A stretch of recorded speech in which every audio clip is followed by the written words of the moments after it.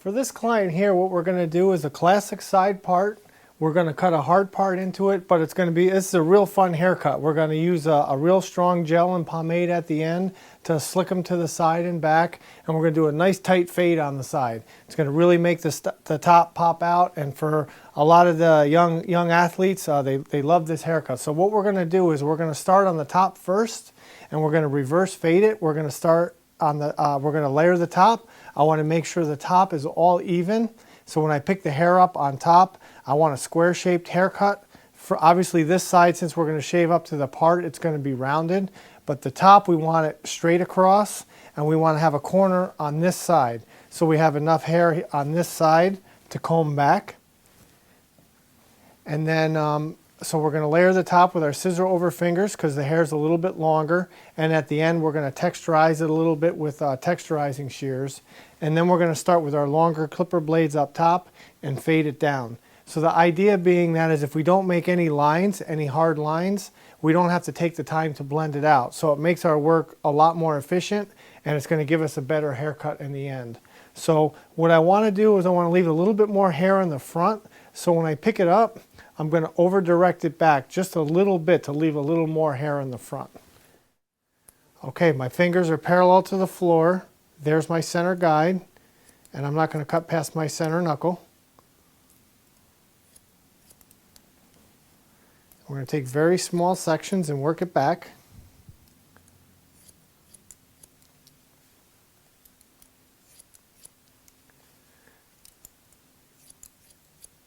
So the wider your sections are, you're going to see a lot of lines of demarcation in the top. So the smaller your sections are, you're not going to see any of that.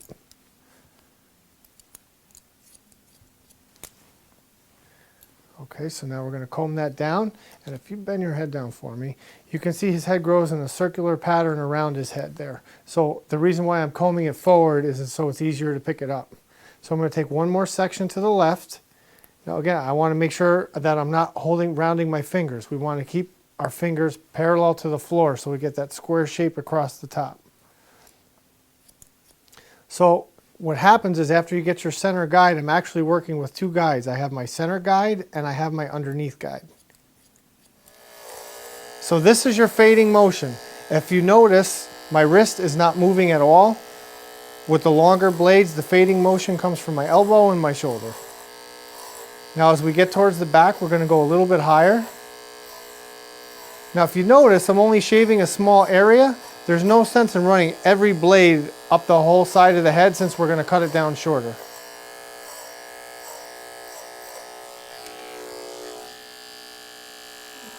Okay, so we're going to shave just over the crown. You can see where his crown is right there. And then we're going to leave ourselves room to just about an inch to a finger to 2 fingers to blend the rest of that in.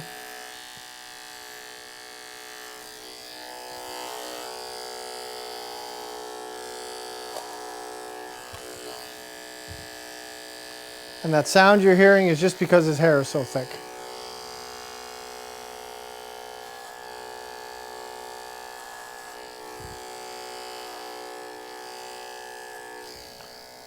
Okay, now I'll turn him sideways here. So now what I'm going to do is I'm going to comb the whole top out of the way. I'm going to line the corner of these teeth up with his part, and we're just going to shave right over it.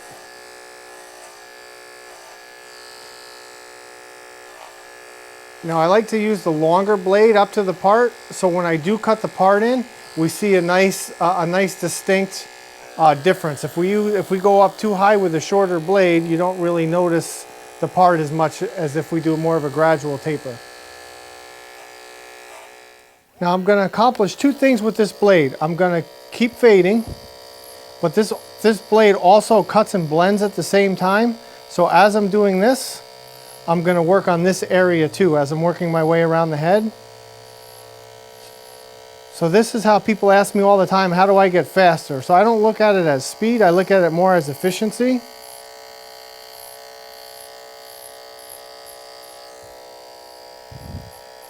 So while I'm doing that, then I'm going to switch to my underhand grip where my hand is under the clipper, and we're just going to blend that in. And I'm going to use the tip of the teeth to blend that to the top. But if you remember when we started the haircut, I said we wanted to make sure we didn't want to round it. We want it more square. We want it more square. We don't want to lose that corner. So that clipper is going to move straight up. I'm not going to round it in, just a touch.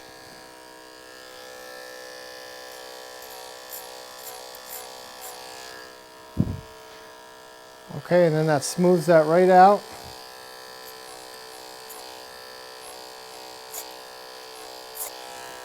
Okay, so now we have a nice blend there.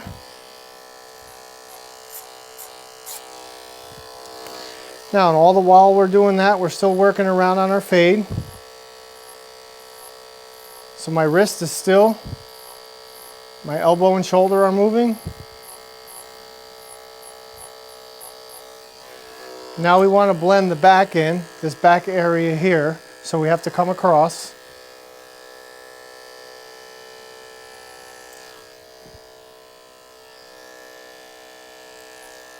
Now here's really nice hair on top, so I want to keep as much of this as I can, because at some point, if you keep shaving forward, you go past the point of no return. Now if you watch as I spin them around here, that hair part's really nice. So initially, and this happens a lot during haircuts, you may think you're going to do one thing and go a different way. Initially, I thought I was going to shave up higher, but I like the way that that looks. I'm just going to bring the line back farther, or maybe curve it just a little bit, not sure yet, but that looks really good the way that it all parts to the side like that. So I'm going to leave it like that. So I'm just going to move on and finish that same thing on the other side.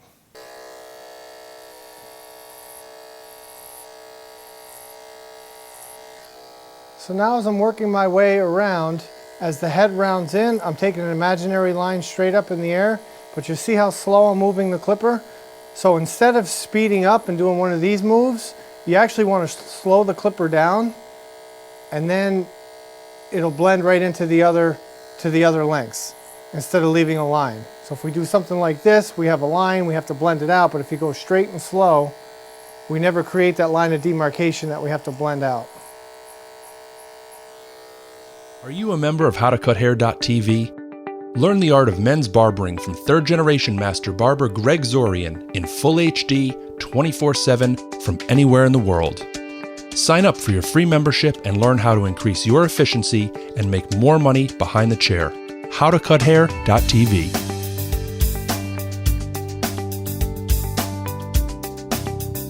So moving on to our adjustable clipper, we really want to make this haircut pop. So how to do that is I want to take it really nice and close, a 2-finger width, around the edges. So when you're dealing with customers or parents of young customers and they say they want a certain length on the side, a lot of times, you know, just that length doesn't tell you enough.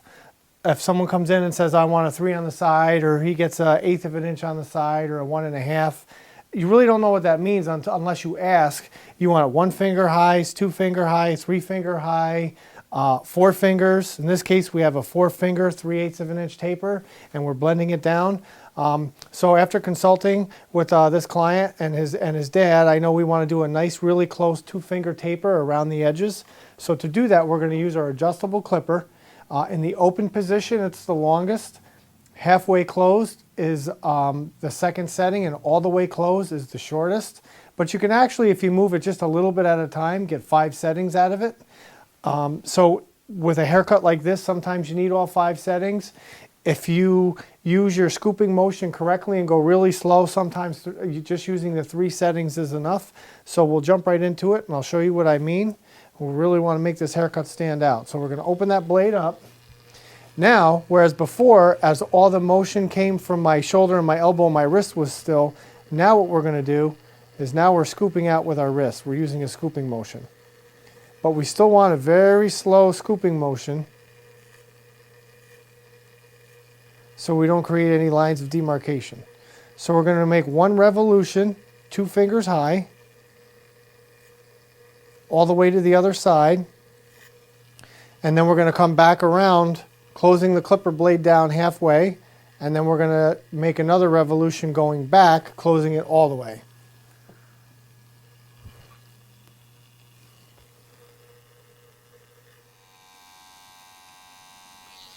We're going to shave up to it, and if we don't get a sharp enough line, again, as I said, if you're a barber and if it's okay with the parents, you can go back with a little bit of warm shaving cream and your razor and shave it. We're going to pull that ear down and see if there's any hair popping out. Now a trick with the ears are when you pull that ear down, whether you make a line this way or this way, once you make that line, even though it's a straight line, when you let the ear go, it forms a natural curve. So now we're going to bend his head to the side. Well, one more thing, behind his ear, he has a little bit of a high hairline, so that we're just going to leave alone. We're not going to taper that up any higher or make a line around the ear because we've already tapered it out. We don't want a big white space around his ear. So now we want to make a nice sharp line on the back of his neck. And we're going to shave to it.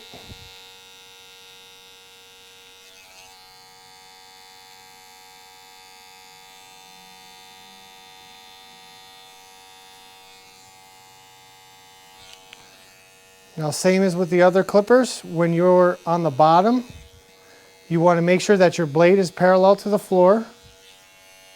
So we're bending his neck down.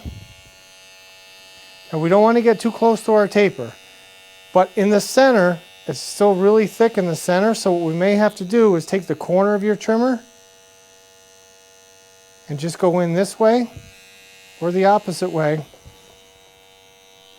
just to fade that out.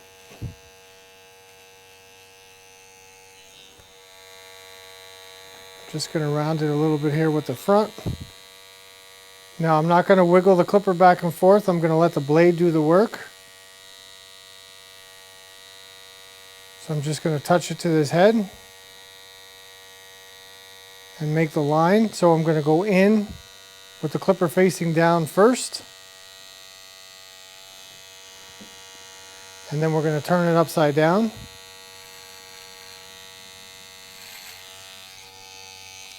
And we're going to bring it right back to the crown. So his crown is there, so I want to bring it right back to the crown.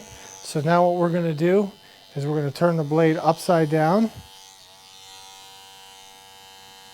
So what this does is we're getting it at two different angles. So we're going to get it closer.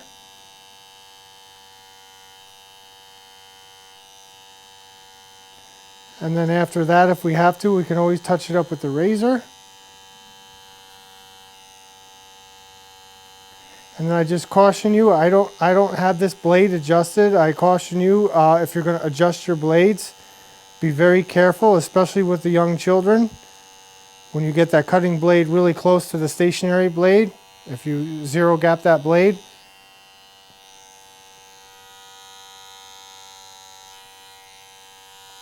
so I'm just very lightly touching, and you just go over it a couple times if you have to. Introducing Zorian of New York, premium grooming products for the modern man, designed by third-generation master barber Greg Zorian. Made in the USA and not tested on animals, each of our styling products is infused with natural ingredients and features light, clean fragrances. Our 2-in-1 shampoo and conditioner is sulfate and paraben-free and color-safe. Do you own a barbershop or salon, rent a chair, or run a school? Find out how we support our retailers with world-class barbering education and product knowledge training. We're currently accepting applications for wholesale accounts and invite you to apply on our website, Zorian of New York. Okay, to put the finishing touches on this haircut for our client, what we're going to do is I'm going to start out with a firm gel. I re-dampen the hair. I'm going to run a small amount of firm gel through his hair when I style it, because his hair is very fine and very flat. I want to give it a little bit of body. And we're going to dry it forward, to the side, and then up and back a little bit. We want to give him a little extra style. And once we get that and it's all dry, then we're going to take a Stronghold water-soluble pomade, and we're going to push it to the side and push it up in the front, and he's going to have a lot of hold, and it's going to be nice and shiny, and it's really going to make the fade and that line stand out. So first thing,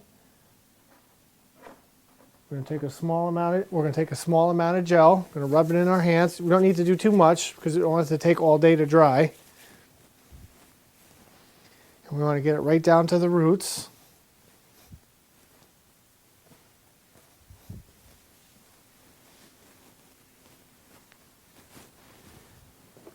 Okay, I'm just going to dry my hands off really quick.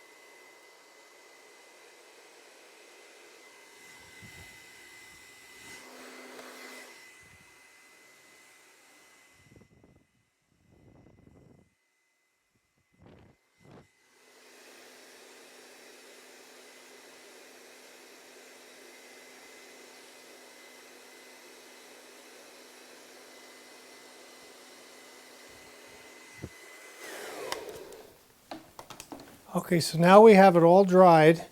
Now the key here, before I put the pomade in, is the transition area right here, because we want to get that all blended together, just like that. So now we're going to put the pomade in and shine it right up.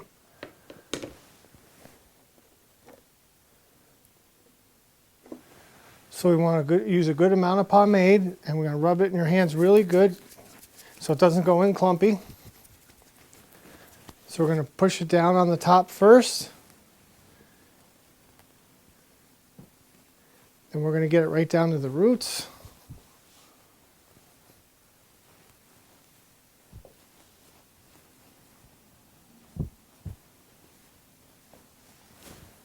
Okay, now we're going to take a comb. So we want to push it forward through. Then we're going to lift that front up a little bit for a little extra style.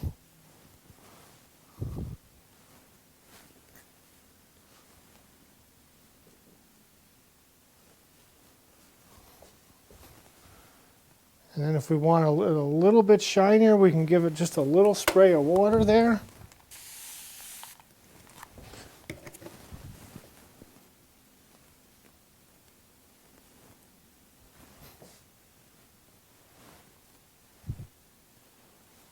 Okay, so now we're going to spin them around and show you what we have. We have a really nice tight fade, closer around the edges. Now if you lean your head back just a little bit, you can see in the back how when the hair grows straight forward, we comb it forward.